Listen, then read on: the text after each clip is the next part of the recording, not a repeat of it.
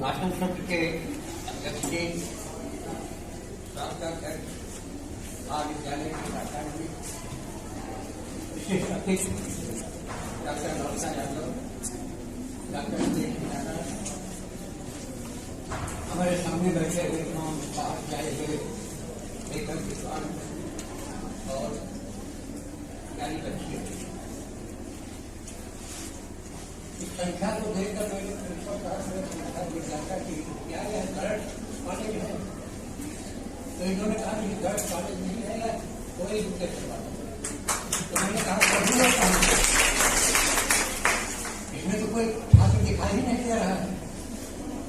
तो उन्होंने कहा कि वो इलाहाबाद जहाँ वहाँ पढ़ने जाते हैं, जनपदी क्षेत्र से बातचीत आती हैं, उनके गार्जियन इनको यहीं से आगे नहीं जाने देना चाहते या से आगे जाने देना चाहते।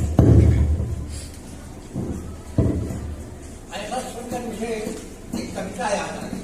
कविता से धीरे धीरे खत्म किया, मैं कविता से शुरू किया। बोए जाते हैं बेटे,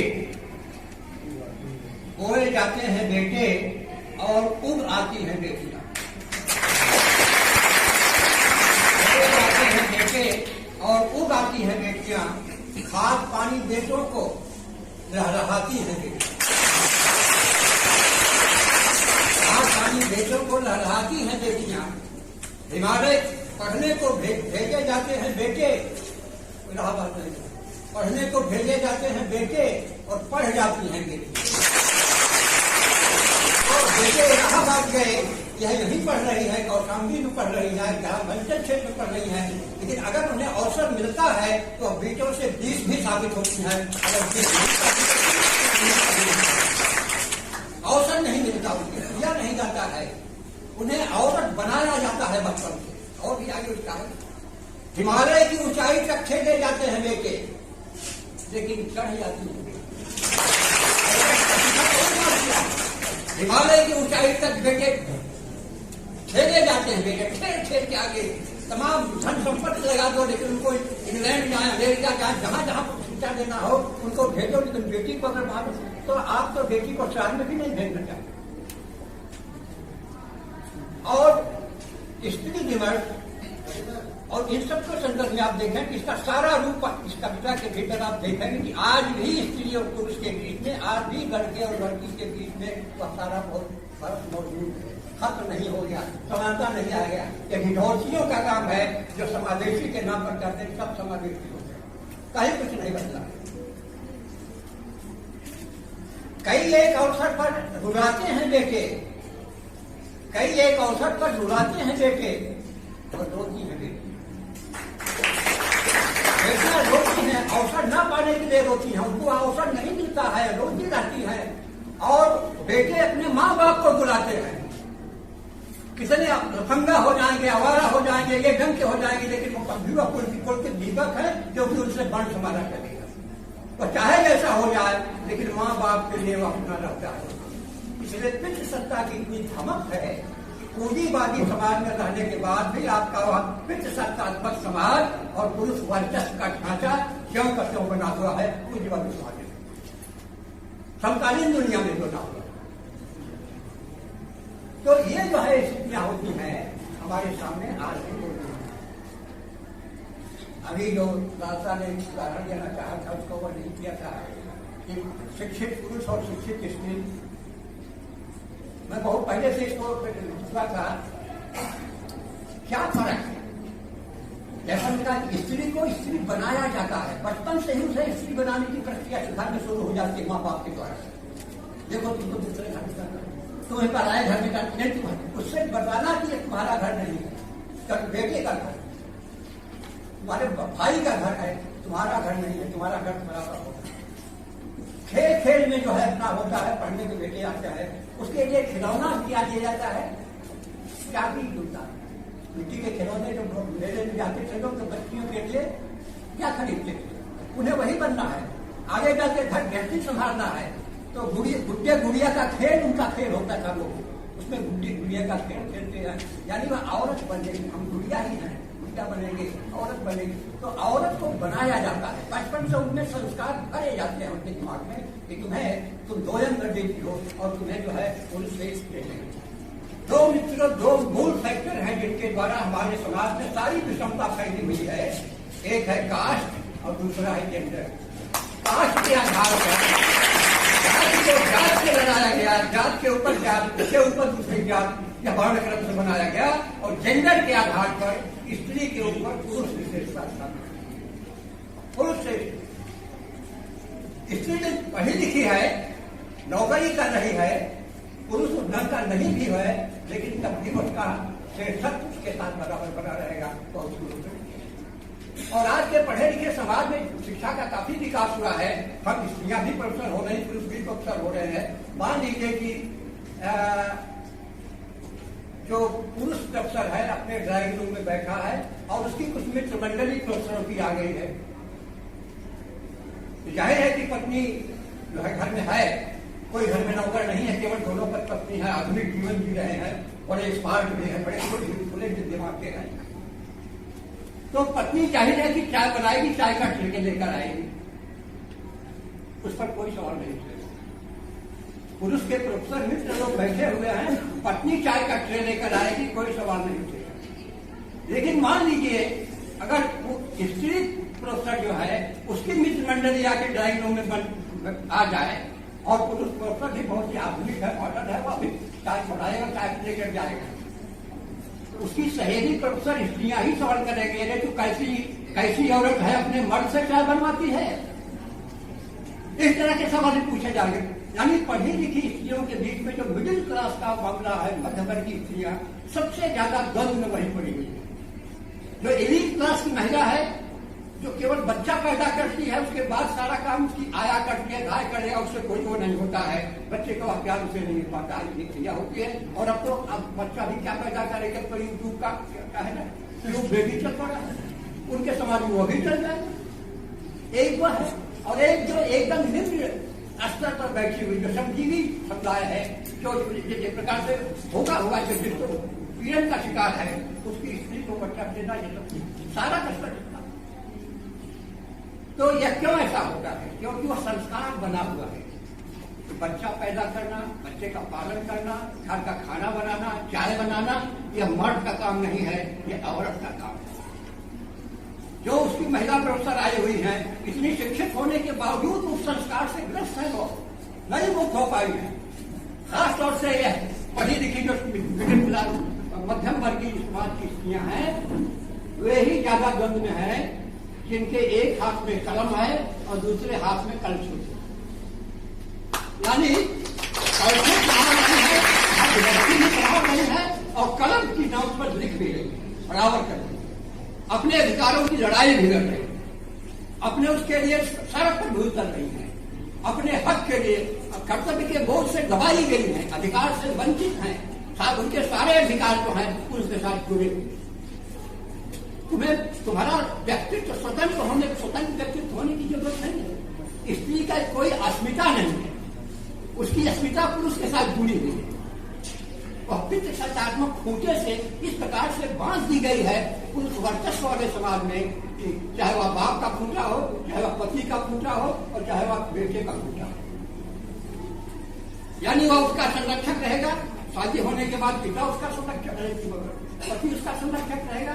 मान लीजिए अगर विधवा हो गई, या मान लीजिए पति के द्वारा परित्यक्त हो गई, तो ऐसी स्थिति में उसका संरक्षक उसका बेटा। महादेवी वर्मा ने ऐसे नहीं कहा कि हम स्त्रियां बेघर, स्त्रियों का कोई घर नहीं। किस पीड़ा की ओर संकेत करती महादेवी? यानी स्त्री या तो अपने बाप के घर रहती है, या अपने पति के घर में रहती है, या फिर अपना विधवा हो जाने के बाद अपने बेटे के घर में रहती है। यह हमारे देश में स्त्रियों की स्थिति रही है। इसलिए जब जिसमें दलित विमर्श स्त्री विमर्श का खूब प्रचलन हुआ, आदिवासी विमर्श आया, आज से 7-8 साल पहले मैंने एक लेख लिखा था उन विरोधियों को जवाब देते हुए कि स्त्री विमर्श से न तो आंख चुराने की जरूरत है, न उसे आंख दिखाने की जरूरत है। जरूरत है आंखों में आंखें डालकर उससे बात करनी, उसके सवालों को समझाओ ना। स्त्रियों के द्वारा जो सवाल उठाए गए उनका जवाब आप दीजिए, उनके प्रश्नों से कतराइए नहीं जब से लेकर। तो यह स्थिति होती है। और पढ़ना लिखना, जैसे मैंने कहा, लेखक होना बड़ी बात है, बड़ा लेखक होना उससे भी बड़ी बात है। लेकिन बड़े लेखक का बड़ा मनुष्य होना सबसे बड़ी बात है। धारा के लेखक लेखन के द्वारा ही नहीं, उपन्यास, कहानी, नवकाते सबको लिखा जाता, और कितना समाज सापेक्ष है, कितने समाज की समस्याओं को उठा रहा है, और वह कभी उठाएगा जब उसके भीतर संवेदनशीलता, मनुष्यता उसके भीतर बची होगी। और आज के दौरान यही मनुष्यता एकदम मार दी हुई है। आज का दौर तो ऐसा दौर है जिसमें आप देख लीजिए, ह्यूमैनिटी, मनुष्यता एकदम खत्म कर दिया गया। बोलने पर पाबंदी है, सवाल पूछने पर पाबंदी है, एक जमाने में ऐसा होता रहा। तो ये जो दौर है उल्टम से लेकर के, और यह कल्पित आदर्श गढ़े गए, शास्त्रों के आदर्श कल्पित आदर्श है जो कभी इम्प्लीमेंट नहीं हुए। यानी आप बताएं, जैसे मध्यकाल के समाज को लो, तो मध्यकाल का समाज जो है, दो अतिरेकों के बीच में हमारा समाज का लोग है। एक अध्यात्म का अतिरेक, एक अध्यात्म का अतिरेक था, और दूसरा सामंती विलासिता का अतिरेक। अब इसमें से मिडिल क्लास से लेकर हमारे समाज के लोगों को उसमें जीना है, और इसमें सबसे ज्यादा दुर्दशा औरत की है। क्योंकि आध्यात्म लोक में तो उसका प्रवेश ही वर्जित था, उसमें जा ही नहीं सकती स्त्री। साधक हैं, तपस्वी हैं, तपस्या कर रहे हैं, बड़े बड़े तपस्वियों की तपस्या भंग हो जाएगी और उसका दोष स्त्रियों पर जाएगा, वहां वर्जित था। और सामंती जो विलासिता थी, उसके बीच में स्त्री एक शरीर मात्र बनकर रह गई। सामंती समाज का समाज जो था वो क्या था? स्त्री एक शरीर मात्र है। रुपया, पैसा, धन, धरती अगर जुए के दांव पर लगाया जाता है तो उसके साथ साथ स्त्री को भी जुए के दांव पर लगा देने की परंपरा वो नहीं है। वो मनुष्यता, वह भी एक हार मांस का पुतला है, उसका भी एक स्वतंत्र व्यक्तित्व है, उसकी अस्मिता है, स्वतंत्र अस्मिता है, उसका हक बनता है, उसकी होनी चाहिए, इस पर नहीं होता। एक उदाहरण दूं आपको फिर से, मीराबाई राजस्थान के राणा वंश के उच्च कुल की बहुत, और विवाह के बाद जब वह आई तो पितामही सास ने उन्हें कुल देवी की पूजा करने का आदेश दिया। इन्होंने राणा वंश क्षत्रियों का सबसे उच्च वर्ग माना, और वहां जहां तीर, तलवार के अस्त्र की पूजा होती बराबर होती थी, वहां एक स्त्री का जो नई नई भी गर्मिलाई है, उसने अपनी पितामही सास की आज्ञा का उल्लंघन किया और कुल देवी की पूजा करने से मना कर दिया। कहा, मेरे को गिरधर गोपाल दूसरों न कोई, मैं तो कृष्ण की उपासिका, कृष्ण की भक्त हूं, उनकी पूजा करता हूं, दूसरों न कोई। यह आज से 600 साल पहले किसी राजवंश के परिवार में पितामही सास जो होती है, पितामही होती थी, वो सास होती थी, सम्मानित होती थी, उस कुल में अपना ऐसा तेवर दिखाया। भारत के इतिहास में पहली बार एक स्त्री ने अपने स्त्रीत्व का परिचय दिया, अपने स्वतंत्र व्यक्तित्व का परिचय, और रही होगी राजाओं की रानियां जो है, कालिदास के अनुसार असूर्यम पश्चा, लेकिन असूर्यम पश्चा का जो मिथ था, मीराबाई ने 600 साल पहले उसको चकनाचूर कर दिया और उन लोगों को दिखाया कि मैं यह नहीं करती जो मेरा अपना नहीं है। और मीराबाई मेवाड़ के राजवंश में कलंकिनी के रूप में होती है, वहां उनका वो नहीं मदद था, लेकिन वहां का जो वंचित समाज है, भीगों का समाज है, गोलियों का समाज है, समाज पिछड़ा समाज के लोग हैं, वहां मीराबाई देवी की तरह पूजती, उनको देवी की तरह उनकी पूजा होती है। वह अपने राज परिवार की स्त्रियां उनके साथ दुश्मनी करती है, सास और ननद से बराबर झगड़ा, गालियां देती है, उनसे करती है, राणा गाली देता है, लेकिन वह भिन्नी की बात करती है, उसके साथ नाता स्थापित करती है। जो वंचित समाज की स्त्री समुदाय है, उसके साथ मीराबाई का है, उसके द्वारा कोई और राणा के उत्पीड़न से तंग आकर के मजबूरन उन्हें निर्वासन का जीवन जीना पड़ा, मथुरा यानी वृंदावन जाना, किसकी शरण में जाना। एक राजसत्ता थी, मध्यकाल का समाज एक राजसत्ता केंद्र में है और दूसरे ज्ञान सत्ता केंद्र में, सामंतों पुरोहितों का एक गठबंधन का जो जिसका वर्चस्व उस पर था। तो राजवंश के जो द्वारा उत्पीड़न की गई, क्योंकि उनका राणा देवल राणा विक्रमाजीत लंपट था, विलासी था। मीरा के प्रति उसकी दृष्टि बड़ी उद्देश्य थी, हस्तगत करना चाहता था। बड़े प्रलोभन, महलों का राज, महलों का सिंहासन दिया हुआ तरह हो देता, नहीं माना कुछ। वो अपनी सच्चाई पर, अपनी ईमानदारी पर करती वो करता था। अब छोड़ के गई तो कहाँ गई? वृंदावन। वृंदावन भक्त का उस समय उत्तर भारत का सबसे बड़ा केंद्र था। खास तौर से जब गौरी वैष्णव परंपरा है, बंगाली लोगों का जीवनभर वहां लगता था और आज भी उनका बहुत बड़ा केंद्र। और वहां से सबसे बड़े आचार्य थे, विद्वान तो थे वह कौन? जीव गोस्वामी। जीव गोस्वामी के पास गए तो मीराबाई ने संदेश भेजा कि जाओ जरा आध्यात्मिक गुरु से कह दो, या आध्यात्मिक गुरु। और राज सामंती वाले जो राजवंश वाले थे, राजसत्ता वाले, सामंतवाद को छोड़कर, सामंतवाद की रूढ़ियों को छोड़कर, राणा खाओ देश बड़ो रंगूलो, सारे लोग, सारे देश में लोग भगत बसाने जो बसने सबको, सामंती समाज पूरा समा गया, ऐसा कर करके वहां गई। तो किसके पास गई? सामंती समाज को छोड़कर आध्यात्मिक समाज में गई, जीव गोस्वामी की सलाह। जीव गोस्वामी ने कैसा व्यवहार किया? उन्होंने संदेश भेजा कि आओ कहा तो एक स्त्री आपसे मिलना चाहते हैं। और उसके नाम है जीव गोस्वामी जैसे शास्त्राचार्य। तो जब पुरुष प्रकृति की दार्शनिक व्याख्या के द्वारा उन्होंने कहा कि मैंने तो सोचा कि कहीं पुरुष से बाकी सब यहाँ स्त्रियां रहती हैं, तब जीव गोस्वामी बिना खड़ाऊ पहले नंगे पांव भागे भागे आए, कहा तो कोई बड़ी पहुंची हुई, यानी शिक्षित है, विदुषी है, तब तो वह आ सकती है, लेकिन सामान्य स्त्री के लिए उनके यहाँ नहीं। जो भक्त का शास्त्र लिखने वाला है उसे यह भी नहीं पता है, या उसको उससे अज्ञान है कि भक्ति आंदोलन सबकी बराबरी पर खड़ा हुआ।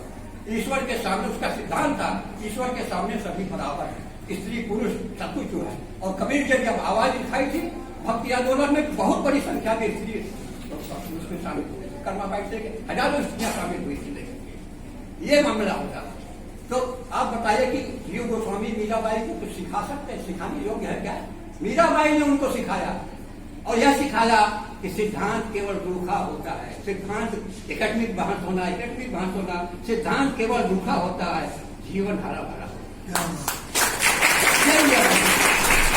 एक स्त्री, आज मीराबाई आज के स्त्री विमर्श की आइकान है। हम अपने यहाँ नहीं देखते, हम अपने समाज में ऐसे लोग रहे उसकी तरफ नहीं देखते। कबीर जो है आज के दलित आंदोलन का आइकान कबीर है।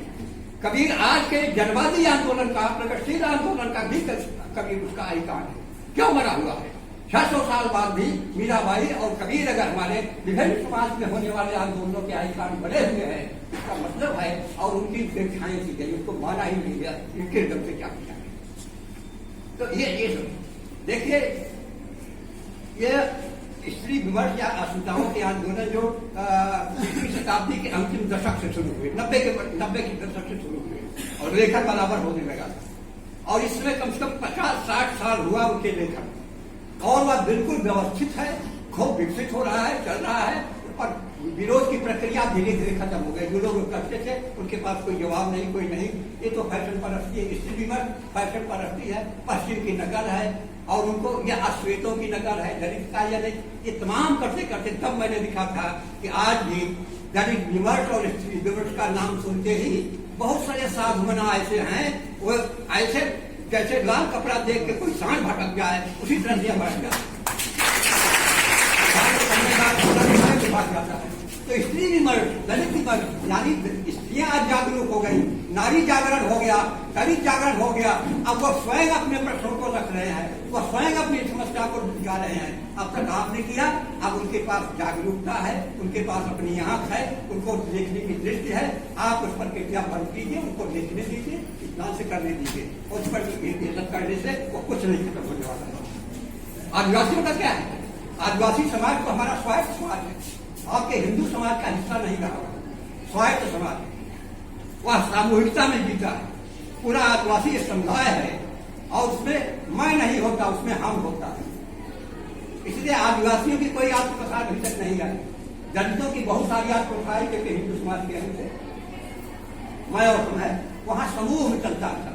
इसीलिए आदिवासी समाज में स्त्री और पुरुष के बीच में जो समानता है, स्वतंत्रता है, आज भी कायम है, हालांकि खत्म की जा रही है। वहां भी लोगों का प्रवेश हो चुका है। अगर आदर्श बना मानना, आदर्श संस्कृत मानना, तुम्हारी मूल संस्कृत को आदिवासियों ने आज भी सुरक्षित कर रखी है। विकास के नाम पर चाहे जितना सभ्यता के विकास का काम कर रहा हो, और वहां उसकी स्त्री उस कबीले की रही, कबीला ही सब स्त्री की जितनी जगह लोगों को बताया बार बार कि बराबर वह आज भी आजाद भारत में भी स्त्री गुलाम, और उसे गुलामी बनाए रखने के लिए बराबर मजबूर किया जाता है। सवाल ही आपके सामने नहीं। इसलिए आज हमारे सामने जो चीजें हैं, जो किसी स्त्री विमर्शकार का चेहरा किसी के सामने दिखाई पड़े तो स्त्रियां ही उसको मुंह बनाई, वो भी नहीं। स्त्री विमर्श के पर उन्हीं के भीतर एक प्रकार की स्वीकृति नहीं भाव रही है, क्योंकि उन्हें घुट्टी में पिला दिया गया है कि हमारी स्त्री हैं, हमें पुरुष हमारा बड़ा है, चाहे जैसा भी होगा। पुरुष तो पति परमेश्वर बन गया, पुरुष ने अपने को परमेश्वर का दर्जा दे रखा, पुरुष परमेश्वर, पति परमेश्वर, और स्त्री चरणों की दासी, पति परमेश्वर के चरणों की दासी है। परमेश्वर अगर गए हैं कहीं यात्रा या कहीं भी गए हैं, वहां से लौट के आए तो उसका चरण धोकर परात से चरण धो लो और उसका चरणामृत पियो, चरणामृत घर। कैसे ये दो दर्जे की नागरिकता जो दी गई थी, आज भी उससे हमारा जागरूक पूर्ण समुदाय भी, चाहे वह अभिजन समाज का हो, मुख्य धारा के साहित्यकारों का, क्रिश्चियंस का हो, उनके भीतर भी स्त्री के प्रति संस्कार जो है बहुत नहीं बदले हैं। थोड़ा बहुत उदारता दिखाई पड़ेगी लिखने पढ़ने में, लेकिन लोग जीवन के व्यवहार में ग्रास रूप पर अगर आ जाइए वह विद्वेषणा और आपको दिखाई देगा। क्या कारण है कि निर्भया कांड हुआ, पूरा देश सड़क पर आ गया, हो गया था। पूरे देश में कौन सा ऐसा खेल बचा था, लेकिन उसके बाद जो तमाम दलित स्त्रियों के साथ, आदिवासी स्त्रियों के साथ, किसी भी स्त्रियों के साथ रोज घटनाएं घट रही है, उन्हें मारा जा रहा है, काटा जा रहा है, लेकिन आज क्या है, उसने भी जो हमारा समाज है उसका जो स्तर है, विभिन्न जाति वर्गों समुदाय में अंतर विरोध में झगड़ा हुआ है, वह बराबर उसके द्वारा वह देखा जाता है। जात का मसला सामने आ जाता है, धर्म का मसला सामने आ जाता है, और इसके साथ इसलिए यह समाज जगा हुआ है, जाएगा, अपनी बात को रखेगा, रख रहा है। और हम लोग, मैं इसलिए कह रहा हूँ, उद्घाटन सत्र ये सब बातें पर केवल मोटे मोटे तौर से की जानी चाहिए। गंभीर विमर्श आप करेंगे अपने सब, और उस सत्रों वाला विमर्श पर विवेक निराला ने यही बहुत अच्छा किया। उपन्यासों के माध्यम से जो अपनी हमारे आज समकालीन दुनिया के साहित्यकार क्या कर रहे हैं, लिख रहे हैं, वहां लोग हमको देते हैं। यही वाला इसी प्रकार का आपको गंभीर विमर्श आपने अगले सत्रों में मिलेगा। उद्घाटन सत्र का मतलब हम लोगों का सामने होगा, जिसका कि बात ने कर दिया, उन बिंदुओं को इशारा कर देना जो कि जिस पर चर्चाएं होगी गंभीरता के साथ, और यहाँ हम केवल उसको एक सामने ढंग से रखते हैं। तो मैं तो आज एकदम बीमार ही रात जगा रहा हूँ, सोया नहीं हूँ, अभी तक कुछ खाना नहीं खाया, थोड़ी सी पैसे करके खड़े होने की हिम्मत नहीं थी, मैं बोलना नहीं चाहता था, लेकिन हमको यही मना किया इन लोगों ने, कहा कि बच्चा की उस हालत में नहीं है। मैंने कहा जब उस बच्चे ने बुलाया है उसके लिए आया हूँ, जरूर जाऊँगा, जितना हो सकेगा उतना बोलूँगा।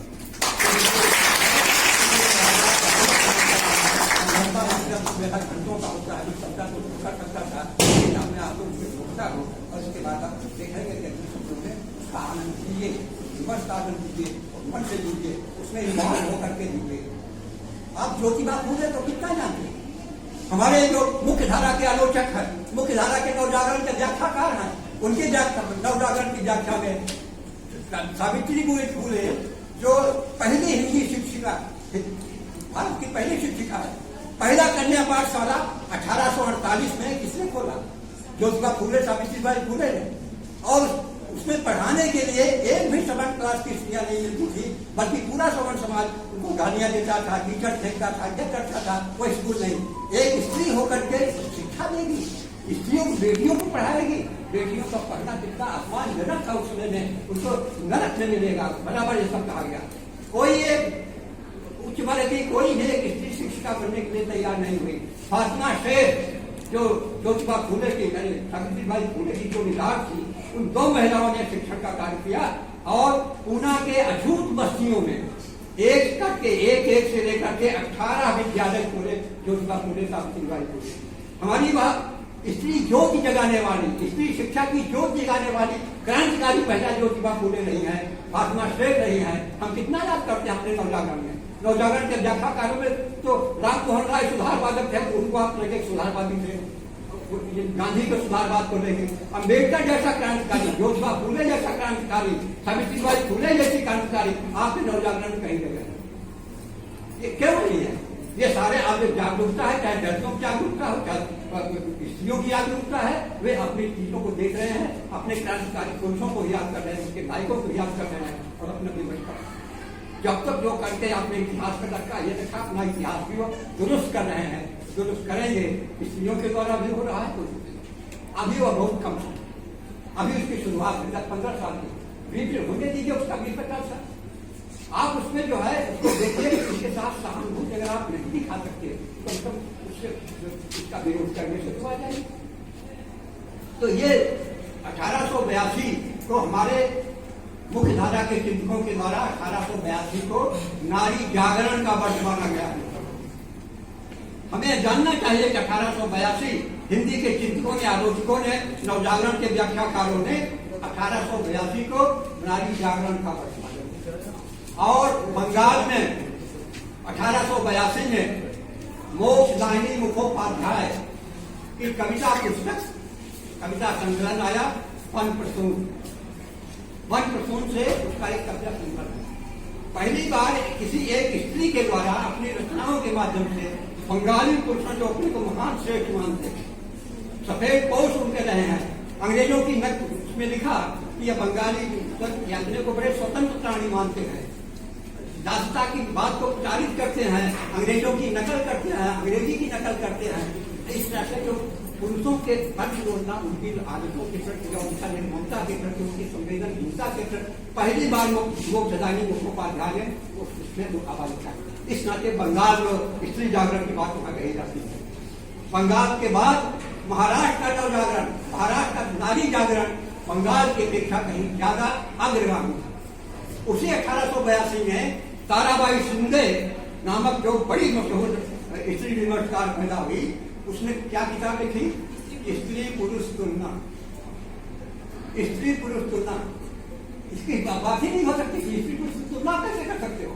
लेकिन उसने लिखा कि जो महाराष्ट्र का पितृसत्तात्मक समाज था, पुरुष वर्चस्व वाला समाज था, उसकी छातियां उड़ाते हुए समानता का संदेश दिया, यह था। और हमारे उत्तर भारत में इन्हीं हमारे नवजागरण के लोगों ने, चिंतकों ने कह दिया उत्तर भारत में जो है नारी जागरण नारी जागरण नहीं। यह देखिए हमारे विद्वान, हमारे आलोचक, हमारे नवजागरण के व्याख्याकार यह घोषित करते हैं उत्तर भारत में नारी जागरण नहीं है। लेकिन उसी 1882 में उत्तर भारत में भी एक किताब नारी जागरण की बड़ी महत्वपूर्ण किताब लिखी गई थी, सीमंतरी उपदेश। हमारे हिंदी आलोचकों को, हिंदी नवजागरण के व्याख्याकारों को नहीं पता, महान आलोचक बनते हैं, चाहे वो मगर मार्क्सवादी हो, चाहे जैसे भी लोग हो, किसी को नहीं मालूम। वह जब दलित चिंतक धर्मवीर ने उस किताब को खोजा और खोजकर उसे संपादित करके प्रकाशित किया और उसके ऊपर हंस में एक लेख लिखा। और यह तब बात गई कि जो लोग रोना रोते हैं हमारे यहाँ या नहीं था, नारी जागरण नहीं था, नारी के सवालों को, दलित के सवालों को आपने हमेशा हाशिए पर डाला, उनको कहाँ आपने लिया? उसकी खोज आपको क्यों होगी? जिसकी खोज होगी दलित को होगी, स्त्री को होगी, इसलिए उन लोगों ने खोज निकाला और अपनी दी। और यह कहा कि उसके लेखिका का नाम नहीं मालूम।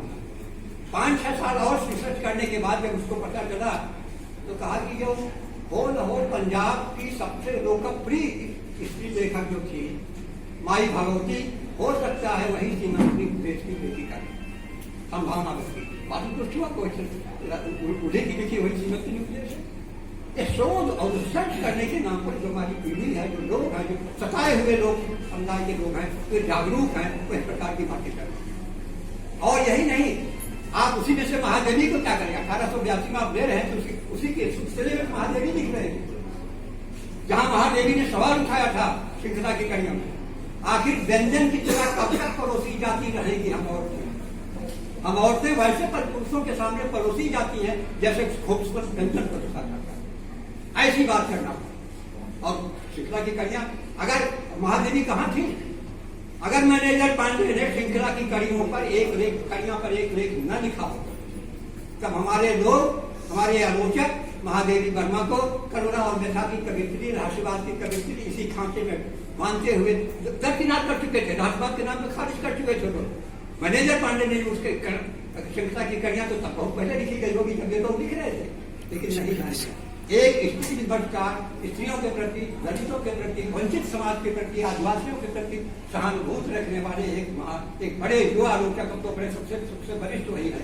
उन्होंने जब देखी, क्या आपने बजट का नाम लिखा? क्या आप बजट का नाम जानते हैं? ऐसा देख लिखा मैनेजर पांडे। तो जो जिसमें मनुष्यता है, जो मानववादी है, जो हर प्राणियों के भीतर एक समतामूलक समाज के निर्माण का सपना देखते हैं, या ऐसे लायकों के बाकी होते हैं, वे लोग सुनता है। इसलिए हम दोनों बोले चाहे एकेडमिक बहस कर लें, लेकिन हमने बराबर उनको स्त्री सवालों को, उनके सवालों को बराबर मिलाया है। स्त्रियों के सवाल, दलितों के सवाल साम्राज्यवाद के सवाल नहीं है। स्त्रियों के सवाल, दलितों के सवाल सामंतवाद के सवाल हैं। हमें हजारों साल से सामंतों की गुलामी में जीने वाले और उसके हिसाब से चलने वाले लोग आज उसके हिसाब से उसको कर रहे हैं। आज वो पूंजीवादी समाज बात वो हो गया है। तो ये मैं तो बधाई देना चाहता हूँ कि कौशाम्बी इस महाविद्यालय ने स्त्री सवाल को और समकालीन दुनिया तक के संदर्भों में लिया है। यह एक बड़ा संदेश दिया है जो बड़े बड़े विश्वविद्यालय या उद्यम से लोग नहीं कर सक रहे हैं, वह आपके इस महाविद्यालय से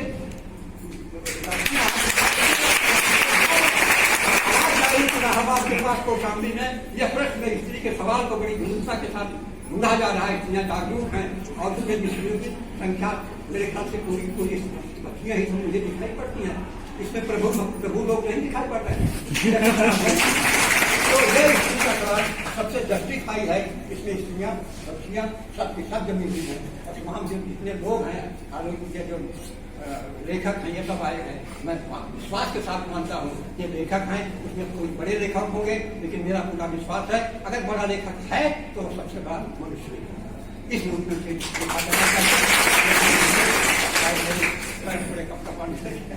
इसलिए